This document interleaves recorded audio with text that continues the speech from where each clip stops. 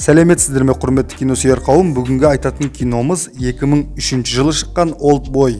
Басты рөлдегі кейіпкер бұған дейін біз обзор жасаған «Я видел дьявола», яғни «Мен шайтанды көрдім» фильмінде де ойнаған. Жүйкесі жұқа адамдарға көрмеуге кеңес берем.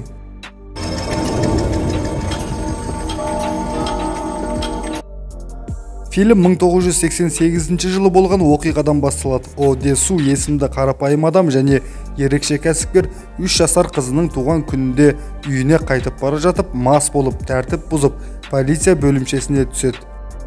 Отпустите меня! Жухван есімді бала кездегі досы оны кепілдігімен түрмеден алып шығады. Жухван Одесудың үйіне маскүнемнің әйеліне қоңырау шалып жатқанда Одесу бір қызды көреді. Ол қыздың кім екенін соңына қарай білеміз. Общем, осыдан кейін Одесу жоғалып кетеді. Десу! Черт тебя побери! Белгісіз біреулер оны ұрлап әкетіп, жеке түрменің камерасына орналастырады. Камера бір ғана бөлмемен жуынатын бөлмеден тұрады. Теледидар бар, бірақ терезелер жоқ. Одесу 15 жыл тұтқында болады. Теледидар оның бос уақытының негізгі бөлігі болып табылады. Бір жылдан кейін Одесу теледидар жаңалықтарынан әйелінің өлтірілгенін біледі және қылмысқа басты күдікті болып табылады. Өйткені пәтерден оның жаңа іздері табылады. По делу разыскивается Одесу. Дәлелдерді Одесу түсінгендей түрме қызметкерлері бұрмалағанын біледі. Ұзақ уақытқа созылған жалғыздықтан Одесуға галлюцинацияларда көріне бастайды. 15 жыл бойы Одесуға есіктегі терезе арқылы бірдей тамақ беріледі. Ол киоджа, яғни түшпара мен шай ғана. Басқа тамақ жоқ. Айтпақша, оған бөтелкеде арақ та беріледі, өйткені ол маскүнемдікке әбден салынып кеткен. Камерада анда-санда музыка ойнай бастайды. Сол кезде құрамында Бел-1 газы желдеткіш арқылы камераға жіберіледі. Содан кейін түрме қызметкерлері бөлмені тазалап, тұтқынның шашы мен тырнағын алатын болады. Одесудың алғашқы ашу ызалары меланхолия және немқұрайлықпен, содан кейін ашушаңдықпен ауыстырылады. Ол жалғыздықтан қиналып өлуге тырысады, бірақ кез келген өз-өзіне қол жұмсау әрекеттері жүзеге аспай қала береді. Өзіне қол жұмсаған сәтте түрме қызметкерлері оны ұйықтатып, жарақаттарын емдеп қоятын болады. Общем, Одесудың өлуге де құқығы жоқ. Түрме қызметкерлері Одесудың әрбір қимылын бақылап отырады. Іс-әрекеттерінің бәрі нәтижесіз болғандықтан ол жақсы жаққа қарай өзгере бастайды. Оған берілетін арақты унитазға төгеді. Теледидардан көрген жаттығуларын жасай бастайды. Қабырғаға қарсы бокс арқылы төбелес әдістерін меңгеруге тырысады. Ол жазалануы мүмкін болған барлық әрекеттерін қойып, дәптеріне өзі баяғыда жамандық жасаған адамдарының тізімін жасады. Кто мог меня посадить сюда? Бір күні Одесу қабырғаға тесік жасамақ болған қосымша металл таяқшаны жасырып үлгереді. Ол таяқшамен қабырғаны қазып, одан тесіп шығады. Қаншама жылдан кейін ол алғаш рет қолын жаңбырға тосады.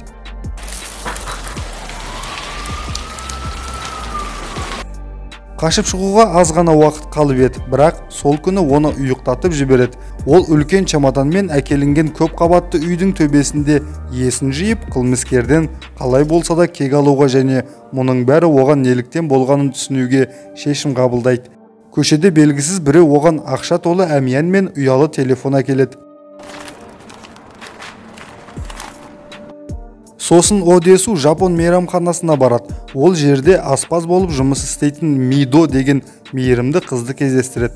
Одесу бұл қызды бұрын бір жерде кездестірген сияқты болады. Мидо оны теледидардан аспаздық бағдарламасында көрген болуы мүмкін екенін айтады. Где мы встречались? На передаче «Лучший повар в Корее и мире». Осы кезде Одесудың ұялы телефонына бейтаныс адам хабарласып, оның не себепті түрмеге түскенін білуін сұрайды. Хорошо поразмысли, вспомни всю свою жизнь. Ер адам телефонды қойғаннан кейін Одесу есінен танып құлайды.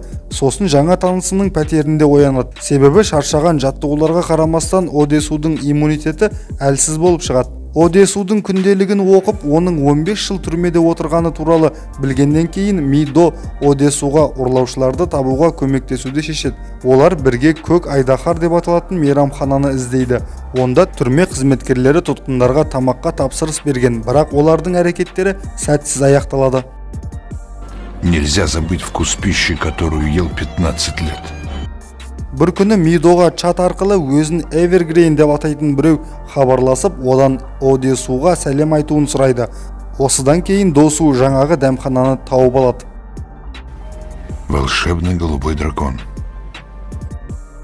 Мейрамханадан шыққан Десу жеткізушінің соңынан еріп, ақыры өзі отырған жеке түрмеге тап болады. Онда ол көп сөйлегені үшін түрмеге қамалғанын көрсететін кассетаны табады. Почему ты засадил меня, тварь? Түрменің адамдарымен соңымда қатты төбелеседі, бәрін жеңеді. Ешо балғамен кәрістердің бір жақсысы атып тастай салмай, балға немесе пышақпен төбелесетіні менің өзіме қатты ұнайды. Общем, бұл төбелесті мен тек осылай ғана баяндап бере аламын.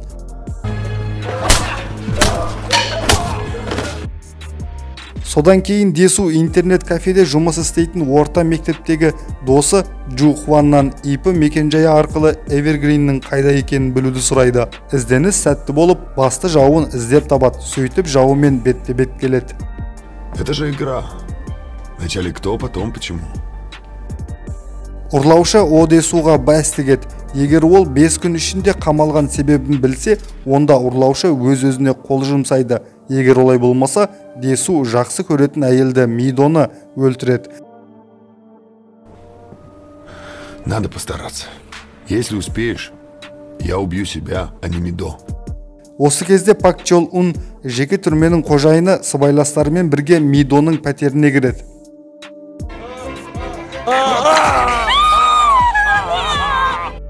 Олар Мидоны байлап, Одесудан түрмедегі балғамен төбелес кезінде алған жарақаттары үшін кек алуға тырысады. Шешуші сәттерде Чеол Вунға Эвергриннен қоңырау шалып, Одесуды жалғыз қалдыруды сұрап, оған үлкен ақша ұсынады. Пошли.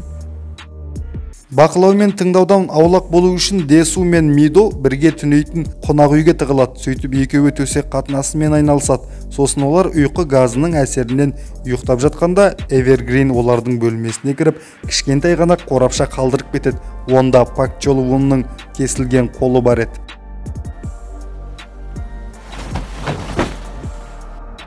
Келесі күні Одесу мен Мидо бұрын мектепте оқитын Окс Эвергрин мектебіне келеді. Десу өзінің бітіру кезіндегі альбомынан өзін ұрлаған адамның суретін тауып алады. Она была в одном классе с нами. Суа? Ли Суа. Оның аты Ли У Джин және оның Ли Су Ах атты қарындасы бар еді, Ах дейма. Сөйтіп ол мектеп оқитын кезінде мектеп қоймасында Ли У Джин мен Ли Су Ахтың сүйіспеншілігін көрген күнді есіне алады.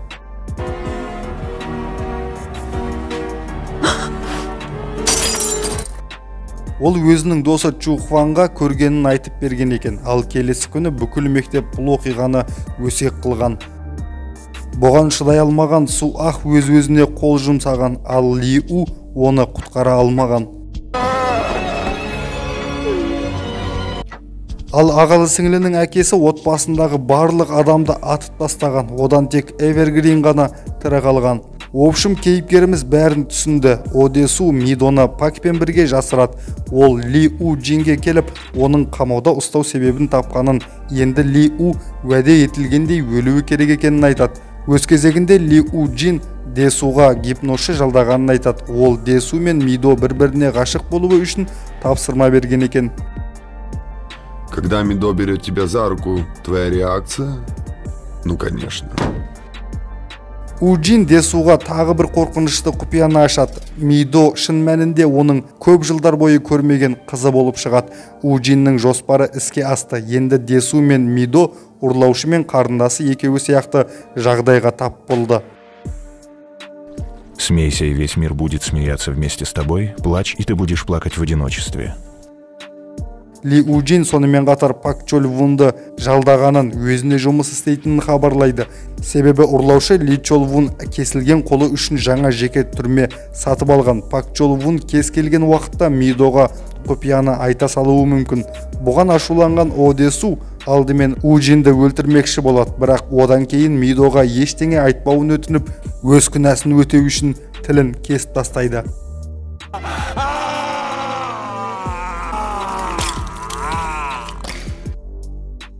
Ли Ужин түрме бастығына Мидоны босатуды тапсырады және Десуға қазір бәрін түсінгеннен кейін ол өмірдің мәнін жоғалтқанын айтады да қарындасының қайтыс болған сәтіне ойша оралып өзін атып өлтіреді.